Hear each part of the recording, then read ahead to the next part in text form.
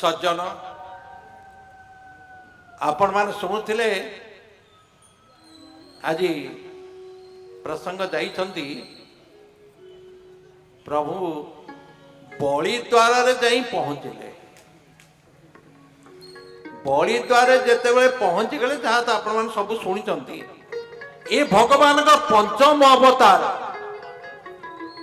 कहीं छलयसी विक्रमणि बलि मद्भुत वामन छलयसी विक्रमणि बलि मद्भुत वामन पदन खनीरजनित जन पावन पदन खनीरजनित जन पावन केशव धृत वामन रूप जय जगदीश हरे प्रभु जेते बेले जाई पारिबा को डंगा पारि हेले कैबर तो देखिला मु तो सारू को जीविनी ये प्रसंग बहुत अच्छी कैबर तो देखिला कह ये ब्राह्मण माने सब जाऊँ ये गोटे छोट आप एमती छोट कहबे प्रभु को हाथ टे ओल्टे देवे प्रभु को ये बाबा ये जो छोट पिला आसी ये कुआड़े चाहिला कैबर तो कहला प्रभु ये कौन आज बामन अवतार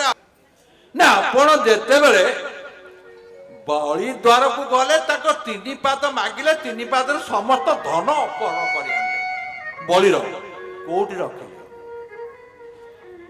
भगवत गीता कहले न तत् भाषयत सूर्य न शशांक न पावक जद्गतान निवर्तन्ते तद्धाम परम मम मो धाम रे मु रखिली ना कौन हला क्या देवे बसी मोर प्रभु आज कहते ना दली बलिष्ठ बड़ी की अकलित विभूति की कलित कर हरि नेल नमानी करी रमा को अकिंचने सुदामा को विपुल संपदे मंडी देल हे नीलाचल कला कर सत किए मिछ कह हे प्रभु आपण कहतु बलि ठार जिते धन नहीं से धन को रखी पार्लनी सुदामा मागिला आपण ताकू देदेले सुदामा को देदेले से धन जाक कौन मझे मध्यस्थी बोला आपण मझे मध्यस्थी बोलाऊँ कौन कर तेणु आपण जो मध्यस्थी बोलाऊँ से मध्यस्थी हे कलाकार सतज्ञ मिछ नेल जहा देल ताहा एथकू किंपाई माँ दाता पणे पथका बांच आपण मिछे गोटे दाता होती एणु बलिया घिनी आसती तेणे यही आप दाता जगन्नाथ को आदि निंदा करी कहते आज मनु को पुत्र नभग तांको पुत्र होती नभागा नभागा कौन कले ना नभागा जेते बेले जाई सेते नभगंकर 6 पुओ आज देखो कत कहते मोर पूर्व वक्ता कहते से 6 पुओ कौन कले ये थे बाल्यकाल धर शिखी गुरु आश्रमे मन रखी विद्या अर्जने धर्म करी होइले दुत नरहरी बोल सज्जन भगवान की आज विद्या अध्ययन करने को पड़े किए नभग तेणु नभग जिते बेले गले पुआ नभागा भी गले नभागा उन्हें छाड़ी आसे नभागा पाठ पढ़ी तो सरला तो वेद वेदांत न्याय तर्क मीमांसा पाठ पढ़ी आसिले देखला भाई माने सब भिन्न ये कि कथा ये भिन्ने कहीं पचारे जाए भाई मान डाकिले कहले मु तो नी तेणु आपण मैंने जो भिन्न बर्तमान बापा संपत्ति सब नहीं जाती मो कौन रखिंट तेणु तेणु नभागा कहले कहले तो अच्छी बापा आम ते देचु बापा हाथ जोड़ी जाए प्रणाम कला पिता पाखे पुत्र कहला बापा भाई माने भिन्न आपण को देते मत ना ठीक तोर किसी असुविधा ना शुणु तू वेद वेदांत न्याय तर्क मीमांसा देख पाठ कर आसीचु बर्तमान सिटी गोटे यज्ञ होची अतिरंग रोष गोत्र थिबा ब्राह्मण माने ବେଦାନ୍ତ ବ୍ରାହ୍ମଣ ମାନେ ସେଠି ଆସି ଯଜ୍ଞ କରୁଛନ୍ତି, ତୁ ସେ ଯଜ୍ଞକୁ ଯା। ଆପଣ ମାନେ ଜାଣିଥିବେ ଯେତେବେଳେ ବ୍ରାହ୍ମଣ ଘରେ ତ ଶ୍ରାଦ୍ଧ ପଡ଼ି ସାରିଲା ପରେ ଟିକେ ବିଶ୍ୱଦେବା ପୂଜା ହୁଏ, ସେ ବିଶ୍ୱଦେବା ମନ୍ତ୍ର ଭୁଲ କରିଛନ୍ତି। ତୁ ଦୁଇ କାଣ୍ଡି ମନ୍ତ୍ର ସୂତ୍ର ପଢିବୁ, ସୂକ୍ତ ପଢିବୁ, ଯା। ପୁଅକୁ ପଠେଇ ଦେଲେ, ନଭାଗା ଗଲେ ଏବଂ ଖୁସି ହେଲେ। ସେ ବ୍ରାହ୍ମଣ ମାନେ ଜାଗିଙ୍କ ବ୍ରାହ୍ମଣ ମାନେ ଖୁସି ହେଇଗଲେ ମନ୍ତ୍ର ପାଠ ଦେଖି, ଏବଂ କହିଲେ ଯେତେବେଳେ ଯେ ବାହାରିଲେ କହିଲେ ହେ ବସ, ଇଏ ଯେତେ ଏଠି ଅଛି ପଦାର୍ଥ ଇଏ ସବୁ ତୁମର। ଯେତେବେଳେ ହାତ ଯୋଡି କହିଲେ କହିଲେ ପ୍ରଭୁ ଇଏ ସବୁ ମୋର ନା? ହଁ ଏ ସବୁ ତୁମର ନା? ଠିକ ଅଛି। ଇଏ ଯେତେବେଳେ ସେ ଯଜ୍ଞର ଯେତେ ମାନେ ଅରୁଆ ଚାଉଳ, ଗୁଆ, ନଡ଼ିଆ, ବସ୍ତ୍ର ଯାହା ସବୁ ଥିଲା ଇଏ ସବୁ ବାନ୍ଧିକି ଧରନ୍ତି। ଉତ୍ତର ଦିଗରୁ ଜଣେ କୃଷ୍ଣକାୟ ବ୍ୟକ୍ତି ଆସି ପହଞ୍ଚି, ସିଏ ଆସି କହିଲେ କହିଲେ ହେ ବାଳକ, ଇଏ ଯଜ୍ଞର ଇଏ ସବୁ ଯାକ ନ ପାଇଁ ତୁମକୁ କିଏ କହିଲା? ନା ଆଜ୍ଞା ମତେ ବ୍ରାହ୍ମଣ ମାନେ ଦେଇଗଲେ। ନା ନା, ଏ ଯଜ୍ଞ ତୋର ନୁହଁ। ତୋ ବାପା ଅଛନ୍ତି ନା? ହଁ, ଯାଇ ପିତାଙ୍କୁ ପଚାରି ଆସ। ଇଏ ଯାଇ ପିତାଙ୍କୁ ପଚାରିଲେ, ପିତା ସେଠୁ କହିଲେ କହିଲେ ସେ ବର୍ଣ୍ଣ କେମିତି? ନା କୃଷ୍ଣ ବର୍ଣ୍ଣ। ନା କୋଉ ଦିଗରୁ ଆସିଲେ? ନା ଉତ୍ତର ଦିଗରୁ ଆସିଛନ୍ତି। ତାଙ୍କୁ ଆଗ ପ୍ରଣାମ କରିବୁ, ପ୍ରଣିପାତ ଜଣେଇବୁ, ଭକ୍ତି ନୈବେଦ୍ୟ ତାଙ୍କୁ କହିବୁ ଏବଂ ତାଙ୍କୁ କହିବୁ ଆପଣଙ୍କ ଧନ ନିଅନ୍ତୁ। ପୁଅ ପଚାରିଲା, ନଭାଗା ପଚାରିଲେ, କହିଲେ ପିତା ମତେ ତ ସେ ବ୍ରାହ୍ମଣ ଦେଇଗଲି, ଇଏ କେଉଁ ବ୍ରାହ୍ମଣ ଆସିଛନ୍ତି? ନା ରେ ଶୁଣୁ, ଦକ୍ଷ ଯଜ୍ଞ କରିଥିଲେ, ଭଗବାନ ଶଙ୍କରକୁ ଡାକି ନଥିଲେ, ଶିବଙ୍କୁ ଡାକି ନଥିଲେ। ଯାଉ ମା ସତୀ କଥା ମାନିକିରି ଯାଇଥିଲେ।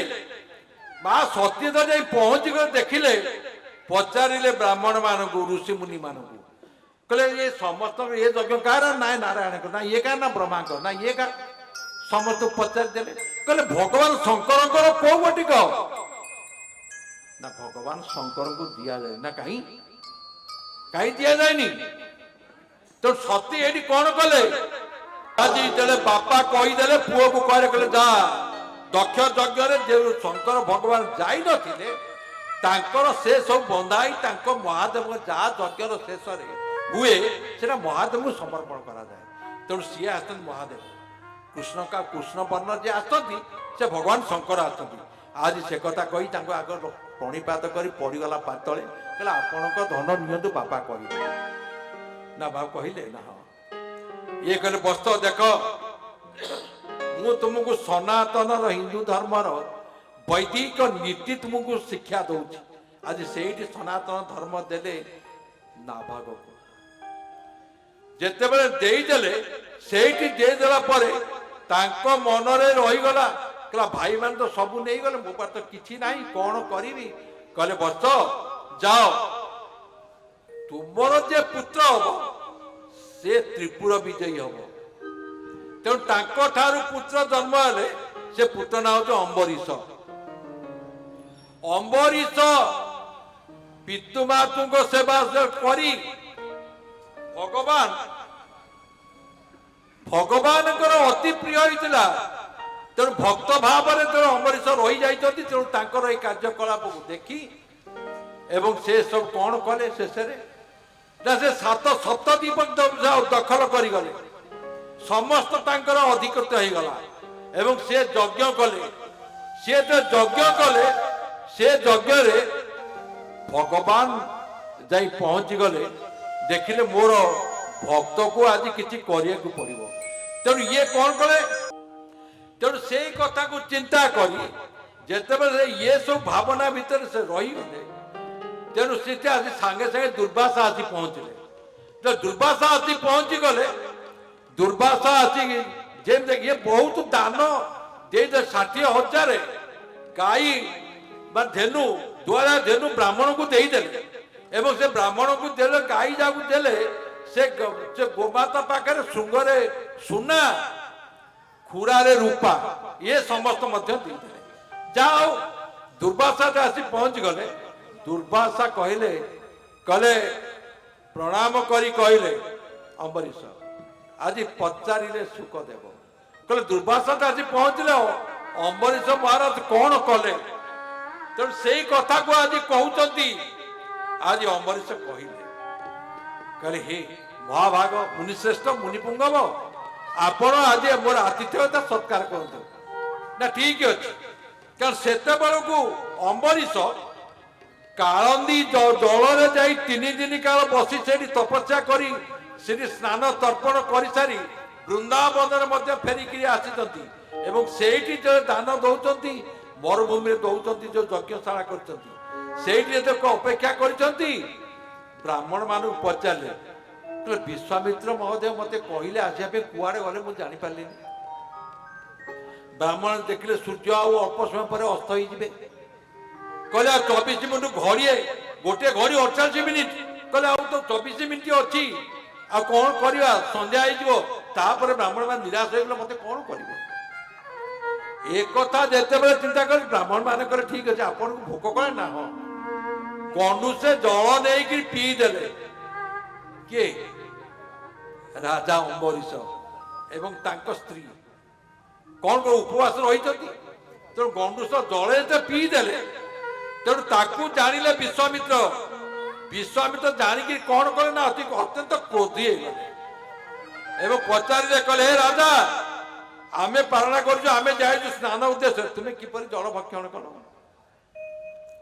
सांगे सांगे ये तो क्रोधी तपस्वी सांगे सांगे कारण शंकर भगवान ये अवतार किए दुर्वासा मुंडर भगवान शंकर जो माँ सती मरी जाते वीर गोटे केश को टाणी तले पकई जीवन्यास देते वीरभद्र को जन्म कले वीरभद्र जाकि दक्ष प्रजापति मुंड काटी तेणु ये तो क्रोधी ये केश कौन कला केश को पूरा टाणी आणिकी फुंकी देकी अग्नि संजोग करते कहले हे राजा तू मोर आज तो केतन अग्नि बाहर कर ये कौन है भक्त देखिले भगवान देखिले कहले अरे मो भक्त के कषण देलानी सुदर्शन को पठे जाओ चतुर्पार्श्व तुम्हें बुल चतुर्पार्श्व बुली मो भक्त को रक्षा कर आज सुदर्शन महाराज आसी साम्य संत सौम्य कांति से अभाव उठुकुची सुदर्शन कर से अग्नि की निर्वापित करदे दुर्वासा देखिए आश्चर्य हो गले कहले ये कौन है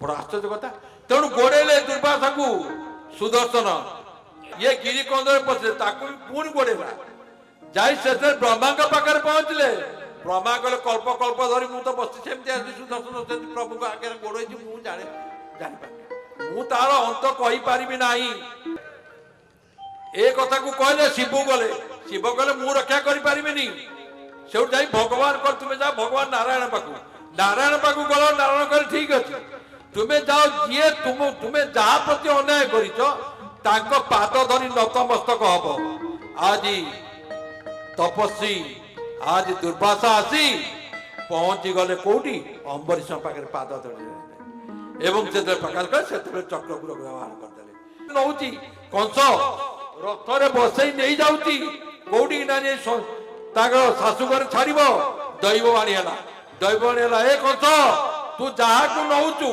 ता गर्भर अष्टम सन्तान तत्ते ही मार तेणु से कथा को चिंता करी तेणु से कौन कर आज कहले आज जिते कहले चोर जिते अच्छा बर्तमान आरंभ हम भगवान कृष्ण जन्म हे तेणु से कहले आज अष्टम गर्भरे जी आज नारद शून्यवाणी कहीदेले तेणु से शून्यवाणी की देखी चिंता कले कहले अरे ये जदि देवकी जदि गर्भरु जात जे मते मारिबो ताले मुझे कहीं रही छाड़बेनी देवकी हाणिया को बाहर से वसुदेव पाद धरले कहले भाई कौन दरकार ना मोर तार जिते गर्भर पिला आसे से दरकार ना मुझे संतुष्ट होकर गले संतुष्ट होकर गले गोटे गर्भ गला पुटे देले नहीं कष दश से शिड़े कचाड़ा द्वितीय गर्भ गला तृतीय गर्भ गला चतुर्थ गर्भ गला पंचम गर्भ गला षष्ठ गर्भ को नहीं गले छाड़ीदे सीटी बाकी सप्तम गर्भ को जिते बड़े बलराम गले बलराम को नहीं रोहिणी गर्भ रखीदे एवं सेते अष्टम गर्भ आज जिते बड़े प्रभु आसबे ରାମ ଜନ୍ମ ହେଇଥିଲା ବେଳେ ସୂର୍ଯ୍ୟ ଆଉ ଗଲେନି, ସୂର୍ଯ୍ୟ ବଂଶରେ ସୂର୍ଯ୍ୟ ଗଲେନି। ଦୀର୍ଘ ଦିନ ଧରି ଜଣେ ରହିଗଲେ, ସେତେବେଳେ ଚନ୍ଦ୍ର ଯାଇ କହିଲେ ପ୍ରଭୁ, କହିଲେ ପ୍ରଭୁ ଇଏ କଣ? ତା ବଂଶରେ ଆଜି ଆସି ପ୍ରଭୁ ଆସିଲେ ବୋଲି ସେ ରହିଯିବ ସେମିତି, ଆଉ ମୁଁ କଣ ଆଉ ଉଦୟ ହେବିନି? ପ୍ରଭୁ କହିଲେ ଯେ ଚନ୍ଦ୍ରବଂଶକୁ ମୁଁ ଯିବି, ସେତେବେଳେ ତୁମେ ବି ରହିଯିବ। ଆଜି ଚନ୍ଦ୍ରବଂଶରେ ଆଜି ଯେତେ ଆସିଛନ୍ତି ପ୍ରଭୁ, ଯେତେବେଳେ ଆସିଛି ଯୋଉ ଦିନ ଜନ୍ମ ହେବେ, ଚାରି ମେଘକୁ ଡାକିଲେ, ଆବର୍ତ୍ତକ ସମର୍ତ୍ତକ ଦ୍ରୋଣ ପୁଷ୍କର ଚାରି ମେଘକୁ ରାଇଲେ, ଏବଂ ଚାରି ମେଘ ଝିପି ଝିପି ଝିପି ଝିପି କଲେ, ଏବଂ ଜଡ଼ ଯେତେବେଳେ ପ୍ରଭୁ ଜନ୍ମ ହେବେ, ସେତେବେଳେ ଜଡ଼କୁ ସେ ଚେତନ କରିଦେବେ, ଚେତନକୁ ଜଡ଼ କରିଦେବେ। ଓଡ଼ିଶାର ପ୍ରଥମ ଆଧ୍ୟାତ୍ମିକ ୟୁଟ୍ୟୁବ୍ ଚ୍ୟାନେଲ ମୁକ୍ତିମନ୍ତ୍ର ସତ୍ୟାଶ୍ରମକୁ ସବସ୍କ୍ରାଇବ୍, ଲାଇକ୍ ଏବଂ କମେଣ୍ଟ ଦିଅନ୍ତୁ।